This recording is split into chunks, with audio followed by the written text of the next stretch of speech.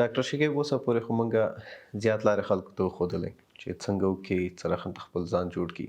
دې نه مخکې چې دا ټول کارونه شروع کړي او اول قدم کړي کوم عادات ضروري دي چې یو انسان کې باید اوسي دې نه مخکې چې هغه پیسه‌دار کېدو سوچ وکړي؟ پرته له شکه مونږ په درې لومړنیو خپرونو کې یا برخو کې دا دوستانو ته وښوده چې څنګه کولی شي حداقل د تجارتي ذهنیت دپاره کار وکړي. مثلا پوښتنه مو وکړه چې باید دوی عقیده ولري، ځینې اصول او قوانین ولري په ژوند کې، پوه شي چې د پیسو اړتیا څه شی ده او پوه شي چې خپلې پیسې څنګه مصرفوي. اوس مخکې د دې چې خپل ژوند بدل کړي، خپل عاید ډیر کړي، د بیکارۍ نه راووځي، داسې یو انسان ته چې هغه د کار ولري، د دوه صفتو خاوند باید اوسي. او که دا دوه صفته ونه لري دوی نشي کولی په ژوند کې مخته لاړ شي. لومړی باید پوه شي چې د څه شي سره مینه لري، په هغې برخه کې کار وکړي. او دوم په هماغه برخه کې چې دی وایي ورسره مینه لري باید سخت کار وکړي، ډیر سخت. هر چاته دا زمینه نه مساعد کېږي چې کوم شي سره مینه لري او هغه کې باید کار وکړي. هغوی ته څه ویلی شي څه وکړي پرېږدي کار. دقیقا. او دا ډیره خبره ده. راځئ تاسو ته مثال درکړم. کوم شي سره چې مینه لرئ او مطمئن یاست چې د دې شي سره مینه لرئ، تاسو ته زمینه مساعدېږي چې په هغې برخه کې کار وکئ. مګر زموږ ځوانان متاسفانه اکثریت دعوه کوي چې د یو شي سره مینه لري، په داسې حالت کې چې د هغې شي سره مینه لري بلکې هغه یو کاذب فکر ده. مثلا د کرکټ نړیواله لوبه ده، زه کینم د افغانستان ټیم ګورم او ګورم چې راشد خان ډېرې خاصې لاسته راوړنې لري. چون هغه مې ولیده او د هغې نه په یو شکل باندې زه تحریک شوم، فکر کوم چې زه کرکټ سره مینه لرم. په اصل کې داسې نه ده. زما په یاد چې کله به ما د سني دیوال فلمونه به په ماشومتوب کې ولیدل، سبا ته به م د سني دیوال اکټینګ کوو. خو په بل سبا به م چې د سنجیدت فلم ولیده بیا به م فکر کوو چې زه سنجیدت یم. کله چې وایم کوم شي سره تاسو مینه لرئ باید هغه پیدا کوئ، دا تر ټولو سخت پړاو دی. او د همدې د خاطر هغه خلک چې د بي ټو بي دا لړۍ ګوري، که چېرته هغه په یو لرناک وي او که چېرته هغه زما په شخصي یوټیوب چینل وي، بیرته یې د عملي کولو دپاره موږ دوی ته کورس جوړوو چې دوی پوه شي چې واقعا زما اصلي مهارت څه شی دی. یو هلک دی وایي زه مینه لرم چې ویان شم، په داسې حالت کې چې د هغه اصلي هنر په بزنس او تجارت کې دی.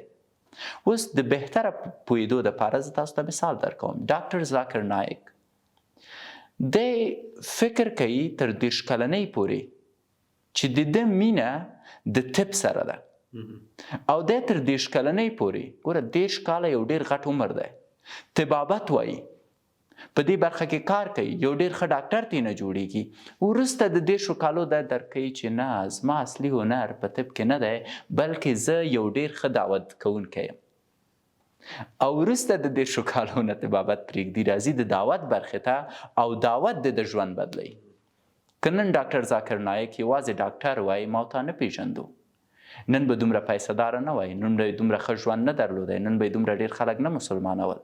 نو د خپل هنر پېژندل چې کوم دي دا ډېره سخته خبره ده. هر څوک نشي کولی چې وایي چې زه کولی شم خپل هنر وپېژنم یا زه کولی شم پوه شم چې ما چې سره مینه ده. د ډاکټر ذاکر نایک مینه د دعوت سره په کومه ورځ چې خپل هنر وپېژنده، د دعوت ته مخه کړه، په ډیر کم وخت کې د هغه څه ترلاسه کړه چې بل هیچا په هغومره وخت کې نشو ترلاسه کوی. او جالبه خبره څه ده چې دا د ډیرو ستونزو سره مخامخ شو او د دې ستونزو په وړاندې د ډیر سخت کار وکړ او هیڅکله تسلیم نشو. ولې؟ چون ورسره مینه درلوده. یا بل نفر تاته وښیم، ایلن ماسک. ایلن ماسک جالبه اهداف لري. هغه غواړي په فضا کې ژوند کول او د ژوند کولو زمینه مساعده کړي. د ده مینه د همدې سره ده. کله چې ته د ده ماشومتوب ته ځي، په ماشومتوب کې به چې کله دا بیکاره و راکټ به یې جوړو. نن چې غټ دی پوهېږي چې زما مینه د دې سره ده چې باید راکټ جوړ کړم او دا راکټ لاړ شي فضا ته او په فضا کې خلکو ته د ژوند کولو زمینه مساعده کړي. ګوره په خپل ذات کې دا هیله څومره بېمانه ښکاري. اما دا سړی پوه شوی چې نه، همدا زما استعداد دی او دا هغه څه دي چې زه ترېنه خوند اخلم، ولو که ناممکن اوسي زه یې جوړوم. د دې د خاطره بارها لږ پاتې و چې دی هر څه له لاسه ورکړي، ژوند د لاسه ورکړي، زندګي له لاسه ورکړي، پیسې د لاسه ورکړي، معنویات د لاسه ورکړي. اما نه، پوهېده چې زه خدای پیدا کړی یم دې دپاره یم. نو زموږ انسانانو په وجود کې الله تعالی یوه تحفه موږ ته راکړې. دا تحفه څنګه پیدا کړو او په هغې تحفې څنګه کار وکړو تر ټولو مهمه خبره ده. نو سر د نن نه ځان نه پوښتنه وکړئ چې واقعا تاسو د څه سره مینه لرئ. واقعا چې شی تاسو ته خوند درکوي هغه ستاسو هنر دی او که یې نشئ پیدا کوی مرسته وغواړئ. موږ د همدې د خاطره یو چې تاسو ته وښیو چې اصلي هنر مو په څه شي کې دی. که د تا هنر په انجینرۍ کې او ته په ژورنالیزم کې نه ښودلی نتیجې ته نه رسېږي. که ستا هنر په ژورنالیزم کې او په تا مور پلار طبابت وایي نتیجې ته نه رسېږي. که ته په دفتر کې کار کوي او د هغې کار نه خوند نه اخلې پرېږده. خپل هنر پیدا که په هغه هنري ژوند کې ځان مصروفه وساته چې د دې سره بیا زموږ دوم پړاو راځي چې هغه سخت کار کول دي. ډاکټر شکیب سخت کار که لږ زره نور هم ډیټیل سره تاسو تشریح کړئ چې مراد هم څه دی. دقیق. مثلا فکر وکړه فریجان پوه شو چې زما هنر دی په دې کې چې زه باید انیمیټور اوسم، انیمیشن برخه کې کار وکړم او ځکه زه چې هر کله بیکاره یم همدغه شی خوند راکوي. اوس څنګه دې نتیجې ته رسیږي چې د نړۍ تر ټولو ستر انیمیټور اوسي او د دې لارې تر ټولو ډېرې پیسې لاسته راوړي. دا ضرورت لري سخت کار کولو ته او د سخت کار کولو نه موخه دا ده چې تاسو باید د عادي انسانانو نه ډیر کار وکړئ تر څو په ژوند کې خاص اوسئ. بیا یې تکراروم، د عادي انسانانو نه باید ډیر کار وکړئ تر څو په ژوند کې خاص اوسئ. او د دې لپاره چې ښه پوه شئ زه تاسو ته مثال درکوم. محمد علي به وپېژنئ، د نړۍ تر ټولو ستر بوکسر دی، د ګریټسټ اف اني ټایم. ولې؟ هغه نه یو ورځ پوښتنه وشوه په یو انټرویو کې، وایي کله چې ته سینه کشي کوئ څو دانې سینه کشي کوئ؟ هغه ورته ډېر ساده جواب ورکړ، وایي زه سینه کشي کوم تر هغې وخته پورې چې زما وجود درد شروع کړي. کله مې چې وجود درد شروع کړو بیا خپله سینه کشي شمارم. عادي عام انسانان څه کوي؟ په 3 سټه ځي 12 دانې سینه کشي. اما محمد علي چې د نړۍ تر ټولو ستر بوکسر دی د نړۍ په تاریخ کې، هغه اول سینه کشي کوي تر څو چې وجود درد شروع کوي. کله چې وجود درد شروع کوي بیا حسابول شروع کوي. د سخت کار نه مراد مې دا دی چې تاسو باید په هغې کې ودردېږئ. د سخت کار نه مراد دا دی چې ستاسو ماغزه باید په هغې کې ستړي شي. که چیرته تاسو په ګرمه بړستن کې خوب کوئ او که چیرته تاسو په خپل کار کې درد نه وینئ، زحمت نه وینئ او وایي چې نتیجه لاسته راوړئ، د دې نتیجې ترلاسه کول ناممکن دي. یو بل مثال درکوم. یو فیلسوف و، دته یو شاګرد لاړو، ورته ویلي و چې ما ته درس را زده که او زه ستا ډېر سخت میلهوال یم او زما فلسفه ډېره زیاته خوښېږي.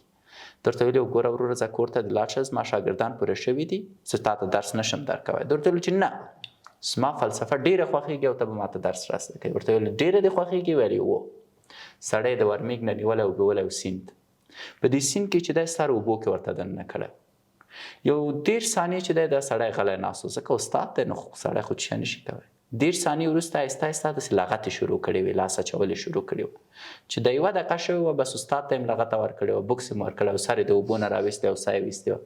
استاد ورته ویلي و چې تا خو ما ته وایي چې زما فلسفه ژوند دی، تا خو ما ته وایي چې زه تا ته دومره احترام لرم چې د تا د خاطره هر کار کوی شم، 1 دقیقه مې سر درته اوبو کې ښکته که ما ته د بوکس راکړه. ته ویلې وه والله استاد ډېر زیات وبخښي. هغې وخت کې پرته د خپل ژوند نه راته هېڅ شی مهم نه و. که تاسو یو شي سره مینه لرئ تاسو ته باید په همدې اندازه ارزښت ولري. باید فکر وکړئ لکه یو انسان چې په اوبو کې دننه دی، ساه یې بنده ده او دی د دې ساه بندښت نه د خلاصېدو دپاره کوم کار نشي کوی؟ هر کار کوی شي. د کوم شي سره چې تاسو مینه لرئ د هغې ته ترلاسه کولو دپاره باید په همدې جنون مبارزه وکړئ.